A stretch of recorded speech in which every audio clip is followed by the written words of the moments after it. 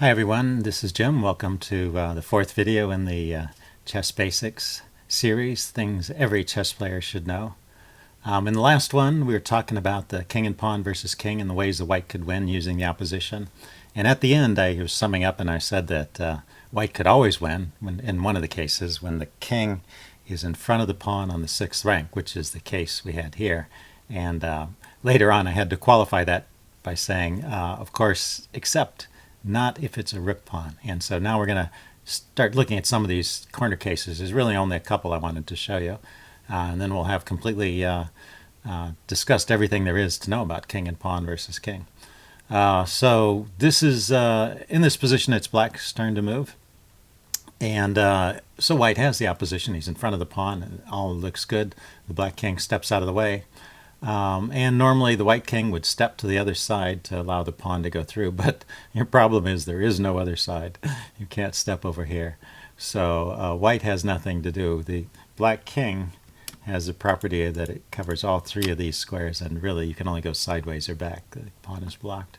So you go sideways, black king comes here. So black can draw just by making it to these two squares. He will always hold you off. And in fact, it's even easier to draw. But let's play this forward first, and I'll say one other thing about this position. So you keep moving the pawn forward. You give up trying to move your king back and forth, and the black king goes in front of the pawn, and this is a stalemate. In this position, the pawn is guarding that square, the king is guarding those squares. So the black king has no legal move, and that's a stalemate. So you just can't win that way. And what I was going to say is that it's even simpler. It's really the key squares in these rook pawn endings are these squares on the seventh rank that are next to the pawn, the file of the pawn. This is the knight file. So if you can get your king, if you have the pawn and you can get your king onto that square, then you can win, because that means the black king can't be in any of these squares and the pawn can just go through. But conversely, if you're wanting to stop the pawn, if you're the black side, your king can go to any of these squares around that and prevent the white king from getting to that square, and that's going to be a draw. So all the black king really has to do is get to a square like here or here, and as long as the pawn is not too far advanced, then it's going to be a draw. So let me set up one or two positions and I'll show that.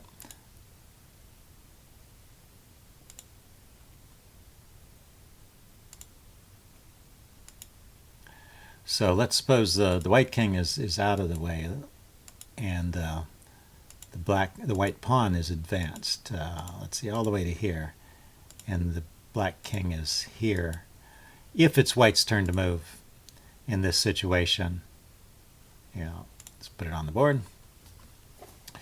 It's white's turn to move in this situation, and white is going to make a queen. So in a case like this, you're just too slow. This is just a case where the pawn has won the race. If the pawn were one move further back, or if your king were one step closer, then it wouldn't be working. So let's go back and set up that position.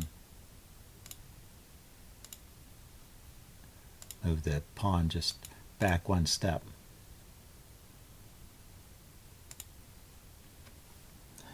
And it's still white's turn to move. You've managed to get, as black, your king to this position that guards this key square on the seventh rank. You can't come forward at the moment. The king is guarding all these squares. Actually, if it was black's move, you would go here and get in front of the pawn. But being white's move, he'll push the pawn. You just come over here directly. And now there's no way for the white king to come in and save the pawn. And you're going to capture it and win. Or draw, which is what you're trying to do. So that's the key.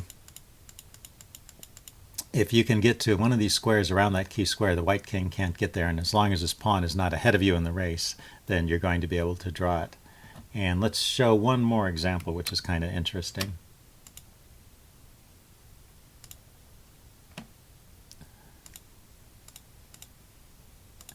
White's king can even be over here in front of the pawn, and it doesn't help. It's white's turn to move. If he goes this way, you can just keep him from getting out because you have the opposition. If white moves the pawn so that white gets the opposition and you have to move, he could try to escape. But when the white king escapes, then you're going to go in front of the pawn. Let's show that. And there's a basic stalemate again. And the other thing that white could try is going forward. You just keep going here, and white has now stalemated himself. But it's still a draw. The thing is, your king over here, in addition to keeping the king, white's king, out of this key square on the 7th rank, it also keeps his king trapped in the rook file if it happens to be over here. So all these situations are draws. And there's one other thing as white that I wanted you to be aware of, and this has to do with the curious case of the bishop pawn. So let's set that up. Oops, I didn't mean to save that. Here. Let's see. So the white king, black king, white pawn. That's a bishop pawn. Yeah, let me see. I think I may have got this wrong.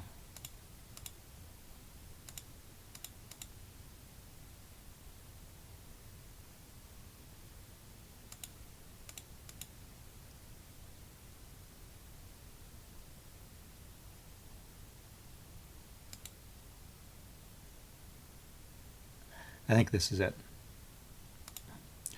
Okay, there's one extra possibility of stalemate that you have to be careful of. So this is a position that's winning for white. He's ahead of his pawn. He's on the 6th rank, and so it should be winning no matter what black does. But that doesn't mean it's winning no matter what white does. White does have to be careful when it's a bishop pawn, and let me show you what happens.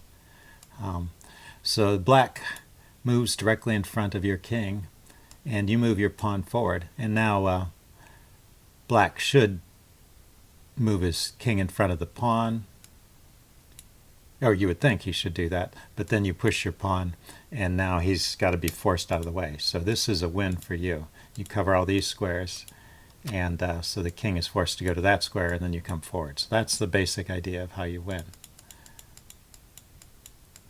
So black is going to try something different. He's going to go, instead of going in front of the pawn, he's going to go to the other square. And you just have to be careful at this position. If you move the pawn forward, you stalemate the king. So you can't move the pawn at this point. That's the key point. The pawn is covering that square. Your king is covering that square. It's black's turn to move, and he has no legal moves. So this only happens with the bishop pawn. That's the pawn on this 3rd file here. It can also happen on the other side of the board here, of course. And so what you do in this case, let's go forward to the key point. When he steps aside, you don't push the pawn. You just be aware every time you push the pawn, you're taking away squares from your opponent's king. You have to make sure it's not a stalemate. Now what you do is you cross over. You step in front of your pawn, and now the black king only has one legal move, and then you can step out of the way. And now you're in this ideal position where no matter where black goes, he can't stop your pawn from coming through. And you get the queen. So that's the whole story with the king and pawn versus king. I hope you enjoyed that. And next time I'm going to take on a different topic. I haven't decided quite what it is yet, but stay tuned, and we'll see you then. Bye.